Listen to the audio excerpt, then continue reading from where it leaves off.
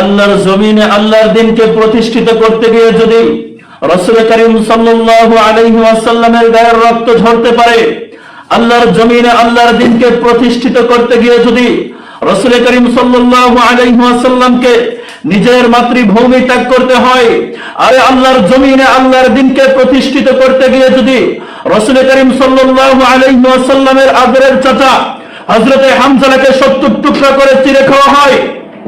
আরে আল্লাহর জমিনে আল্লাহর দিনকে প্রতিষ্ঠিত করতে গিয়ে যদি রাসূল করিম সাল্লাল্লাহু আলাইহি ওয়াসাল্লামের গালে থুতু মারা হতে পারে, আল্লাহর কসম আমার কাছে রাসূল করিম সাল্লাল্লাহু আলাইহি ওয়াসাল্লামের শরীরের চাইতে আমার পিতামাতার শরীর বেশি দামি নয়, রাসূলের মাতৃভূমির চাইতে আমার মাতৃভূমি বেশি প্রিয় নয়। আল্লাহকে সাক্ষী রেখে আজকে এখান থেকে সবাই বলে যাবেন, হে আল্লাহ, প্রয়োজনে আমার জীবন চলে যাবে, এক বিন্দু রক্ত থাকা অবস্থায় আপনার জমিনে আপনার দিনকে ভলন্টিত হতে দেব না।